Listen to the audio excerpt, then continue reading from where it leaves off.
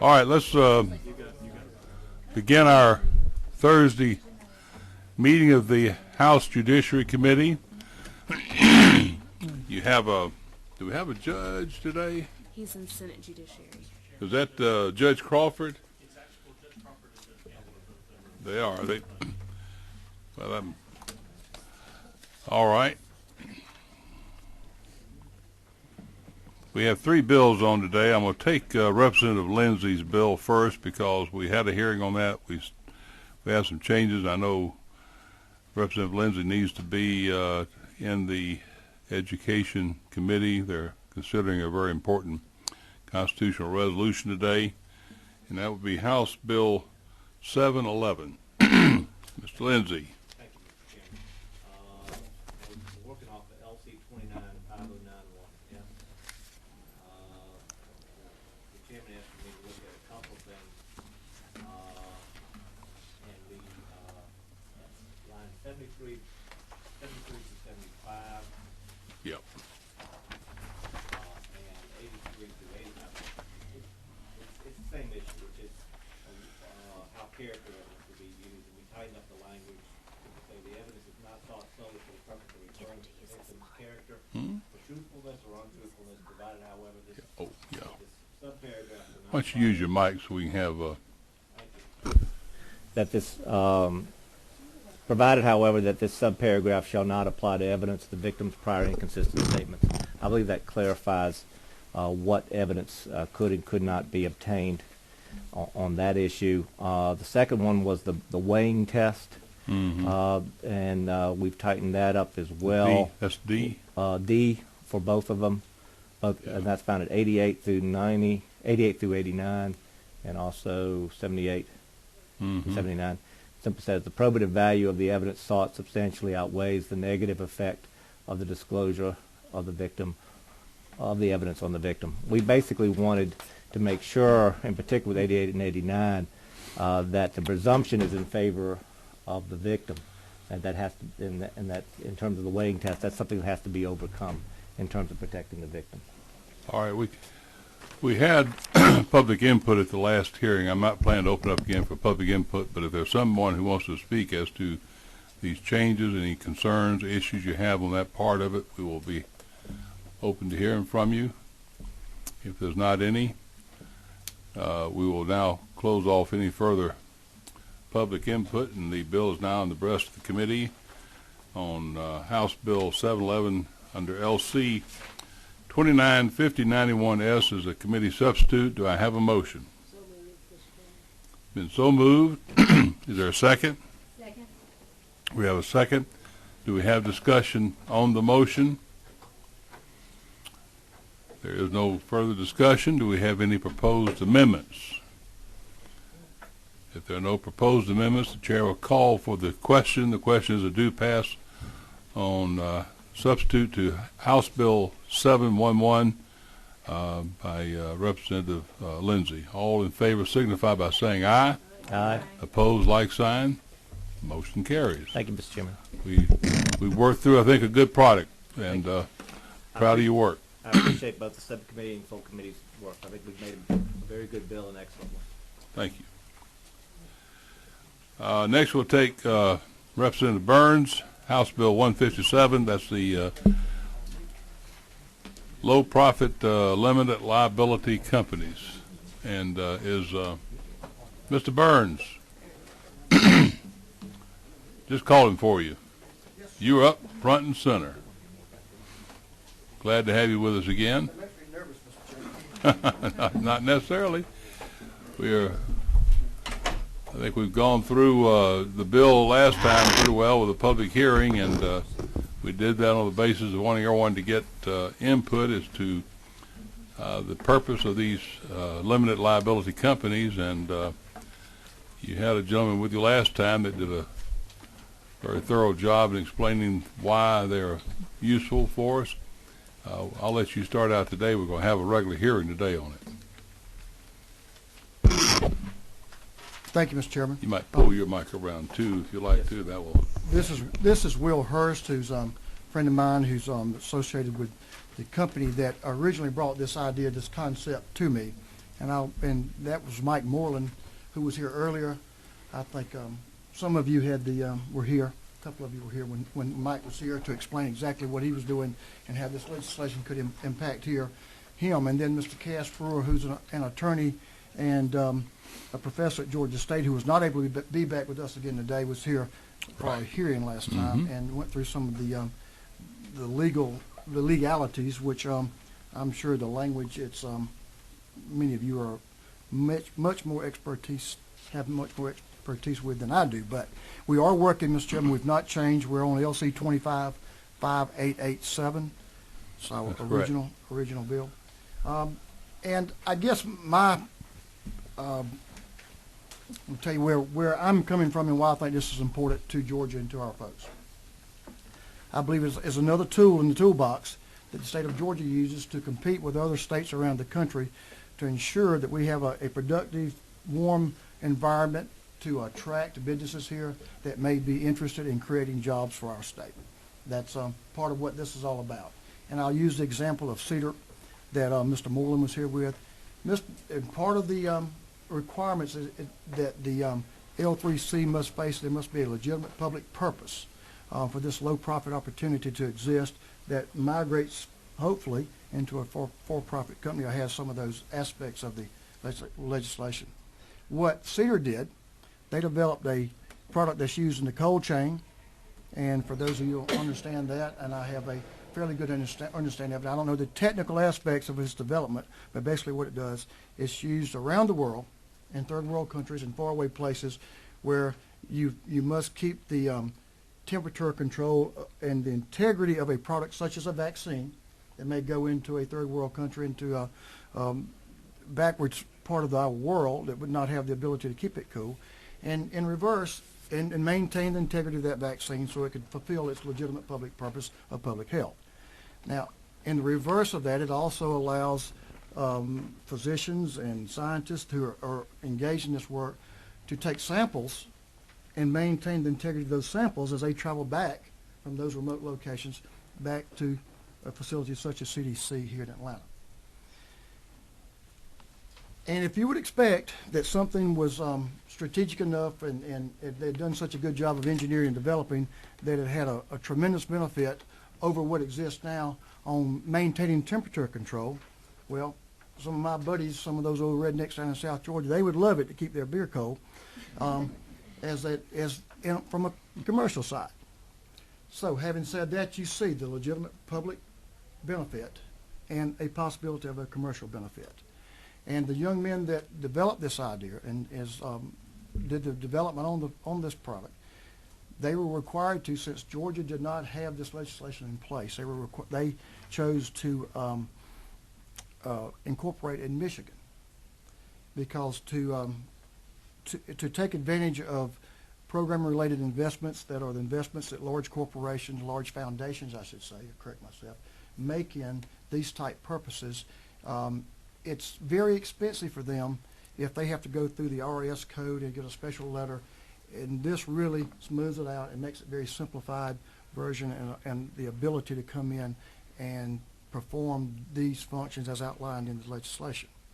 Now, in this particular case, what got me really interested was they've met all these requirements. They have a product they developed. They've been through the initial phase of incorporation. They're ready to move into a production phase. And they've done the R&D. Mike Moreland is not here this week. He's in Africa this week on further R&D on his product, but he's ready to move forward. And he's talked to several commercial manufacturers that would be interested, but he's more interested in doing this on his own. He's a Georgia Tech grad. His partners from here in Georgia. They would like to come here to Georgia and set up a manufacturing facility and provide jobs for Georgians. Now, this method of attracting capital, that's a blended method. It could come from nonprofits and from foundations, blend that in the public and the private equity market is what he needs. And no threat, but a promise from his standpoint. He'll have to go somewhere else if we're not able to put this in.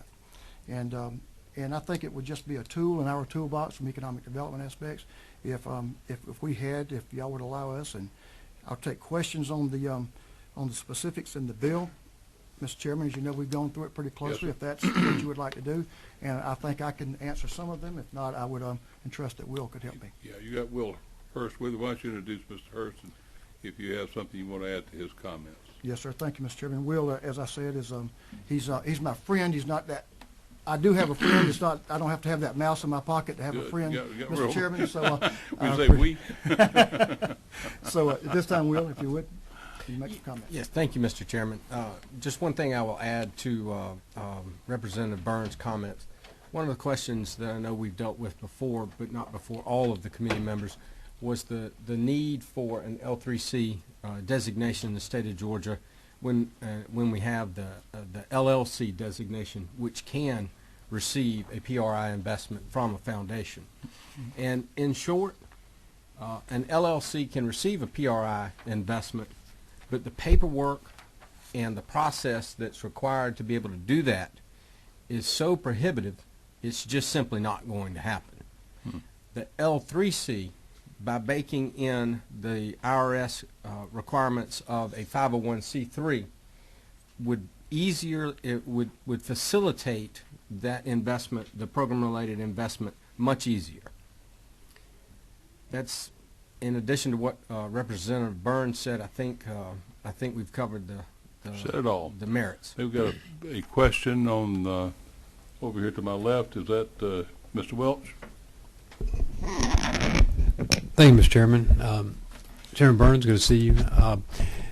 The question on more of a semantic question on line 26. When you're reading subsection 14.1 subsection B, and specifically at line 26, should it not say low profit before the words limited liability company? And just take a minute to read it because it. Well, Representative, I'll tell you, I'll defer to the answer that Mr. Brewer gave, and this language is basically taken from the federal code, and I think it's if this committee so decided that that's what we need to do to make it have better clarification, I don't have any problem with that. But We might check with Ms. Travis on that. I think what you'd go back to is your definition under 14.1 and 12. Limited liability company means a limited liability company formed under this chapter, and such term includes but not limited to a low profit limited liability company. So I think, would not your reference back to that definition be addressed with the use of the term limited liability company on line 26? Yes, I was reading it just to make sure that I was understanding that we're talking about the investments of other corporations that are seeking to get the benefit, the tax benefit, and they're investing money in the low profit corporation. Now that's what I was just trying to get clarity on, but it works both ways. But I thought these were other limited liability corporations. Well, the face is all scrunched up, Ms. Travis. What's the problem? I'm following Representative Welch, but I'm going to say this language is very confusing to me. But it seems weird to say limited liability company interest in the limited liability company. I'm not sure which company. It's not clear to me which companies we're talking about. That's why I was asking the question. I thought putting low profit limited liability company was clarified that we have an outside company that's trying to put investments in this low profit company. That was.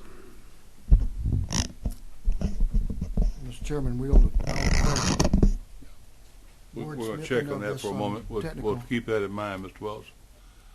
Other questions? There are none.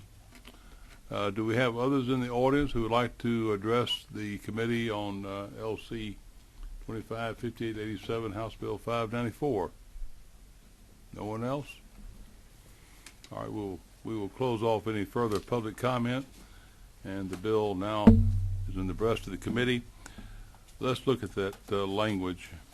Be conclusive evidence of a significant purpose involving the production of income or appreciation of property with respect to any particular and we should probably say there the low profit limited liability company, as we had on 14.1.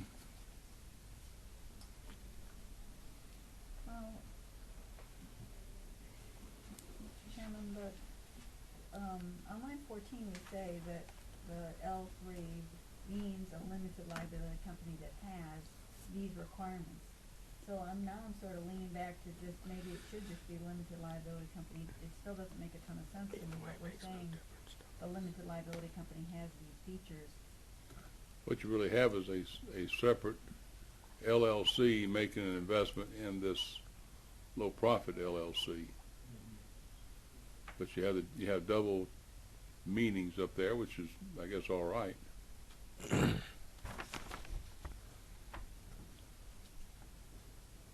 I would suggest we're probably okay leaving it as we can do it.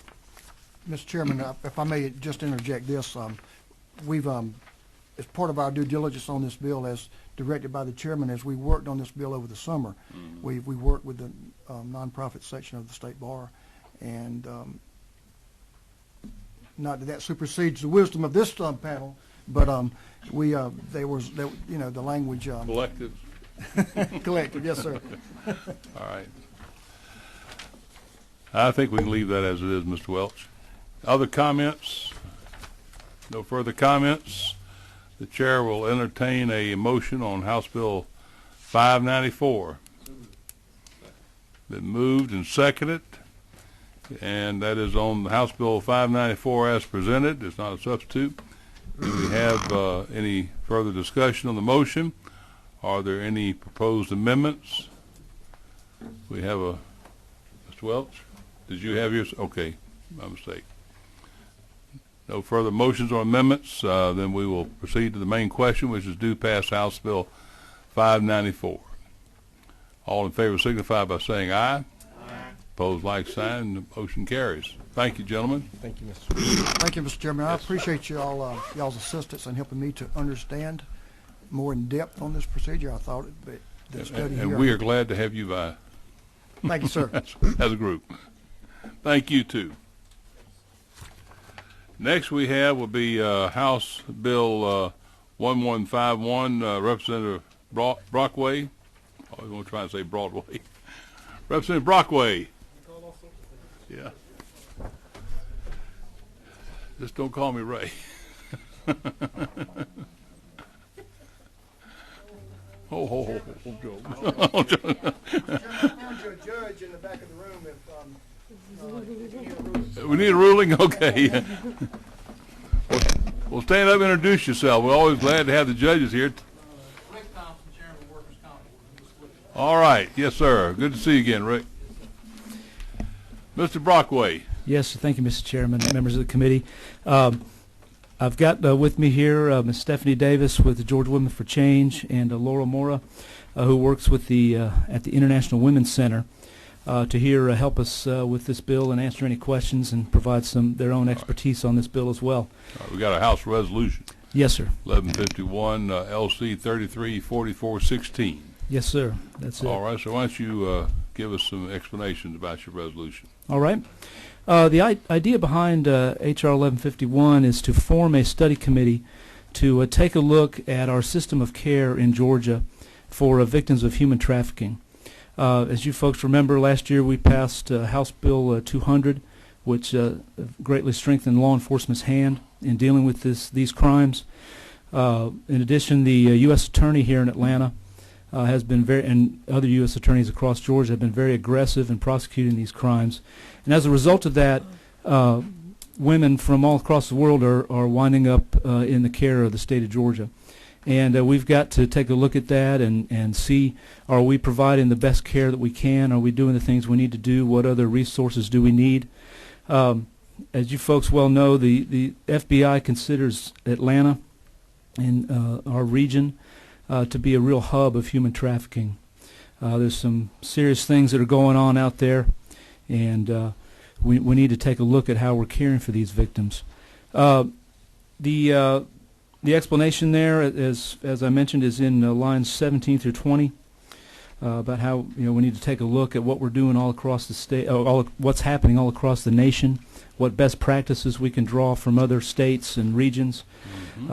Also, there is a large private sector movement out there of folks that want to help and want to provide services for these victims. Just recently in Atlanta, there was a youth conference, about 40,000 young adults at the Georgia Dome, and the leaders of that group asked them to challenge them to raise $1 million to fight human trafficking, and they did. They raised $1 million. So there are folks out there who are willing to come to the table and help the state of Georgia as we deal with that. The committee would have 13 members. It would be a joint House-Senate committee. We'd have 3 people appointed, 3 senators, 3 members of the House. 1 senator and 1 member of the House would be designated as co-chairs. We would look for a local police chief. We'd also want a district attorney. We would want a juvenile court judge and a superior court judge that have these law enforcement and judges would be people who have experience dealing with these matters.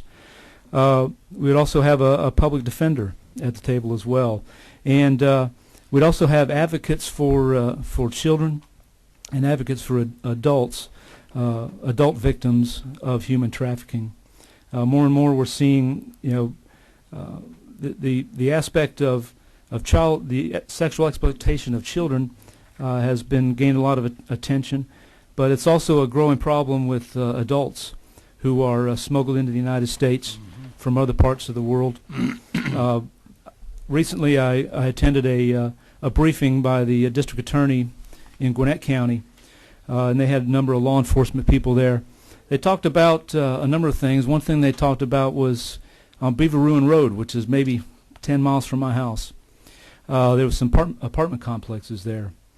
And what had happened was there were gentlemen from Mexico who had, in Mexico, convinced a woman to marry them, pretended to fall in love with a woman and said, let's go and let's sneak across into the United States and make a new life for ourselves. But however, when they got here, they found out that that wasn't really the deal. They weren't promised a better life. They were forced these women into prostitution. There were a number of apartment complexes, and they would rent a room, and they would move from room to room to room. And the amount of money that these guys make doing this is unbelievable. It's astounding. So that's what's driving this stuff. Federal law, if the police stepped in, thankfully, and made a bunch of arrests and broke this network up. But federal law allows that those women, because of their status as victims of human trafficking, they are given a visa to stay here in the United States. So they're here, they need our help, and that's really, Mr. Chairman, what the purpose of this committee is, to look at what we are doing, what we need to do, and develop a plan of action. Very well. And you have with you Ms. Mora, Yes, correct? sir. Would you like to address the committee, Ms. Mora? Yes, thank you for the opportunity. My name is Laura Mora. I've been a victim advocate for 13 years. In the past 5 years, with the increase of cases of human trafficking victims, we refer to our domestic violence program. We try to help as better as we can, but we have a lot of limitations based on the immigration status of those victims, based on the limitation of resources, because there's no resources attached to those victims. We have to match the criteria for human victims of human trafficking to match domestic violence or sexual assault victims to be able to use resources. We know what to do. We had to do it, but we don't have the resources there for them. We had victims came to us with medical issues. All of them have to be screened to ensure their health is well. And I can tell you, 99% of those human trafficking victims have any sickness, or some of them are pregnant. They are not eligible to get prenatal care. We stuck with them in our center for, 3 months, 6 months, 9 months, for only to be able to process all the documentation and be able to decide they're going back to their country, if they're going to be here. In the meantime, we having them, we provide the services, but we struggle to cover the needs of those women. Like I said, we've been doing this. We try to do it as best we can, and we had very good successful stories with them, but take time, money, and effort, and it's not being assigned. And like it's been addressed before, those women have been over here don't want to be here, and when they're here, they're being forced to prostitution, and we're talking about those women need forced to sleep with 30 to 35 men per night. And when they finally get rescued, they have a lot of issues they have to work with. To rebuild their life is not only to moving away from the situation. We have to work with them on an emotional level, medical level, and try to rebuild their self-esteem, their education. They have to be raised because they don't have any other way to make money. They cannot go back home because their life is in danger. But here, they're by themselves. They can stay in our programs as long as they're needed, but at the same time, we are taking a space for victims of domestic violence who need emergency assistance. We have to develop a program can follow them through all the process. We've been trying to survive, and we've pulled the wheel hard, but it's been difficult, especially with the funding of having cuts, and we have less donations for the private sector, and it's been a struggle. Again, we have to justify the way we spend our resources, and we designed to help victims of domestic violence and sexual assault. Where does your funding come from where you are now, Ms. Moore? What do you look to money-wise? Do you get it from the local governments or from charitable groups, churches? Well, we are certified shelter. We get money from the state office. We get money from the federal state, for the federal government, for the county. But again, it's attached to victims of domestic violence and sexual assault. Right. It's nothing for sexual human trafficking. No. And it is programs who have funding, but they don't have a place to put them for the more critical time, which is just after they get released. Okay, that's one of the things your commission is going to be addressing as it goes through its review. Yes. And you also have with you Ms. Stephanie Davis. Ms. Davis, thank you for being with us. Thank you, Chairman Willard, and to the committee. I appreciate being able to address you this afternoon. I'm the director of Georgia Women for a Change. We're a nonprofit public policy organization, and human trafficking has come to the top of our agenda over the last few years. We've worked very closely with Representative Lindsay last year, thrilled when HB 200 passed. It put in place terrific law enforcement and laws that will be able to prosecute traffickers and pimps, and it allowed victims, of course, a way out with an affirmative defense. But now we need the services for them. And there are already some great beginnings here in Georgia. In fact, this state is seen in many ways nationally as panacea for providing services. The Governor's Office for Children and Families has the Georgia Care Connection, which has gone a long, long way in providing that referral and resources for kids between the ages of 11 and 17. But as you've heard, trafficking victims are of all ages, they're of all races, and they're of all genders. There are boys that are lured into the sex trade who have absolutely there's nowhere to go for them. Although there are fewer in numbers than the girls who are exploited, we already know that there's 7,200 men a month in Georgia who are buying sex with adolescent girls. It's a number that we never anticipated. Several years ago, when I was the director of the Atlanta Women's Foundation, we started Angela's House, which at that time had only 6 beds and was the first refuge for prostituted girls east of the Mississippi. We thought we had the problem solved, and in no time at all that shelter was filled, and there is a constant demand and too few resources for this issue. So it's become much more complex. As you hear, it's not just domestic girls who are trafficked within Atlanta. This is clearly a statewide problem. There are no shelters for kids anywhere close to outside of Atlanta. And trafficking victims who are adults are often dumped in battered women's shelters throughout the state. It's an inappropriate place for them to go.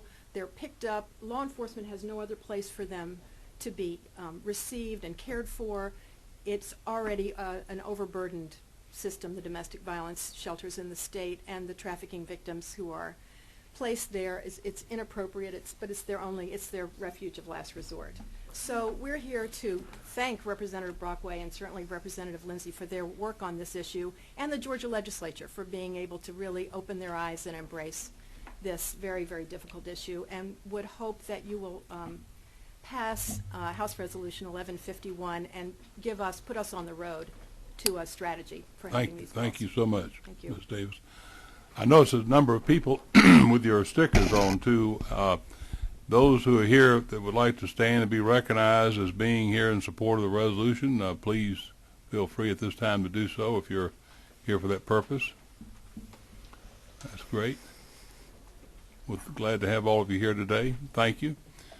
And we have, I think, one other person of note to speak to us. That's Judge Peggy Walker. Judge Walker, I think you signed up to talk on this bill also? Actually, it was the earlier bill, but... Oh, it was? My mistake, 7-Eleven, you're right. I'm just going to tell you thank you to you as the chairman and to Representative Lindsay, because for the commission, that's a significant bill. 7-Eleven is the first time that we've had prosecutors and advocates working together for safety. But I would like to speak very briefly about this bill. Sure. Come on, please do. You know Representative Brockway? Nope, never mind. This is Peggy Walker from Douglas County. She is a juvenile court judge in law east of the Mississippi. Well, as being in a jurisdiction 10 miles from Fulton Industrial, we see these types of cases, and I always carry these types of cases on our workload. We are ill-equipped to deal with the complex trauma that these young women bring to us. My youngest victim was 14. She was dumped on the streets of our county with a 2-year-old. Didn't speak the language. And we really struggled with what to do and how to do it. And I cannot begin to tell you how difficult the work is. It's not something that is easily absorbed within the context of domestic violence and sexual assault, because there are so many issues with regard to immigration, legal status, and then there are barriers to services because of that status.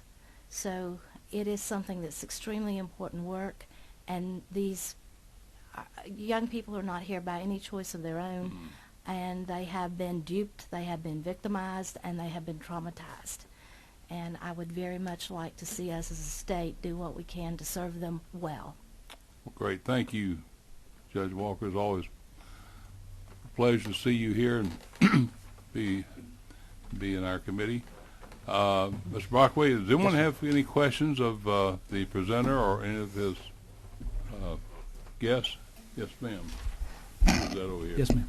Thank you for bringing this forward. Thank you. A couple of the most important commission bills that have been passed in the last couple of years, and I consider this one important also, Thank you. have required that at least one member of the minority party be included in the study effort. And I wonder, I'm going to offer an amendment on line 26 and on line 29 that in relation to the appointments that at least one member of the minority party be included as a appointee, and I just want to know if you'd have an objection to that. Want that to recognize as a member of the House of Representatives minority? Yes, sir, and the Senate also. I just wonder if you might have an objection to that. I have no objection to that. No, ma'am. Thank you. One other thing I noticed, Representative, is it speaks of there being a report prepared by a finish date of December 31st, but doesn't say to whom or where that report will be filed. Is that something y'all discussed, or? No, sir, and we probably should I think require that be sent to the appropriate place. Maybe sent. What's the usual thing, Ms. Travis? To send them to the like Speaker of the House and Lieutenant Governor, or speakers, or the Clerk of the House and President of the Senate, or something like that? I don't know. This is actually the standard language right here. There are occasions where they ask specifically the report go to certain entities or It seems it seems without that we don't know what happens to the report. True.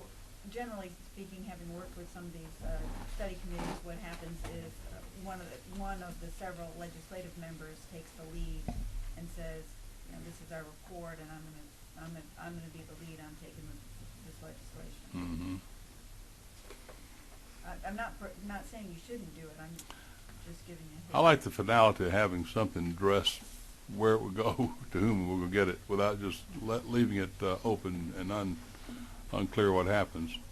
And I think what we might do is say the report be delivered to the Speaker of the House and to the, I'd say Lieutenant Governor. I'm still back to the old ways, rather than talking about the Committee of Five, or whatever it is, Gang of Five. All right. Do we have anyone else who would like to speak for the bill or address the committee? If not, we will close off further public comments, and the resolution is now in the breast of the committee. Do we have any discussion among the committee members about the resolution? I keep trying to say bill, the resolution. If not, I'll call for a motion. Do we have any motions? Move to pass, Mr. Chairman. Motion do pass on resolution 1151 as presented, which is LC 334416. Do we have a second to that motion? Second. A second on the motion. Do we have any discussion on the motion? If none, we'll go to any amendments. Do we have any amendments? Ms. Oliver. Mr. Chairman, I offer an amendment on line 27 after the word commission to read as follows, comma, one of whom shall be a member of the minority party, comma.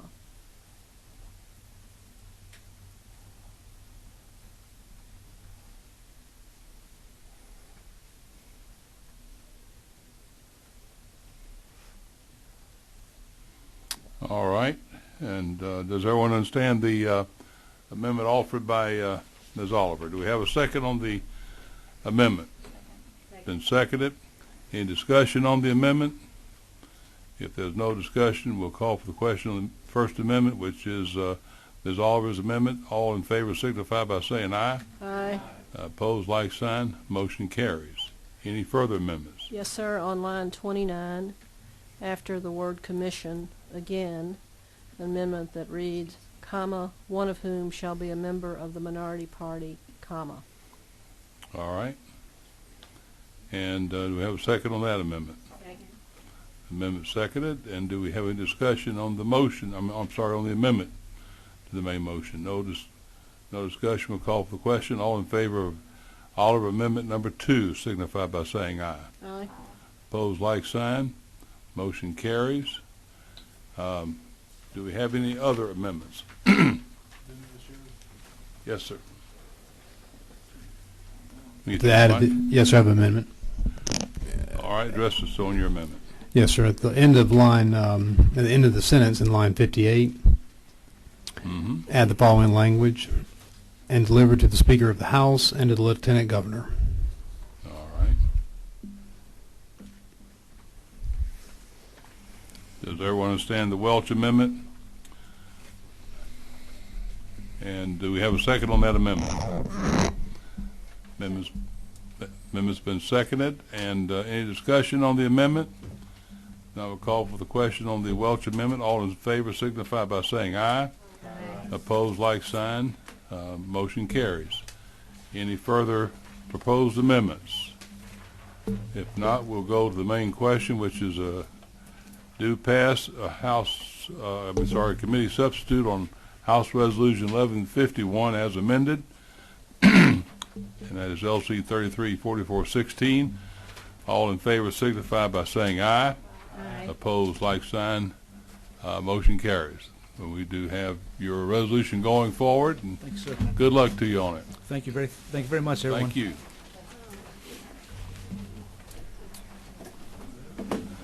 Thank everyone for being here today.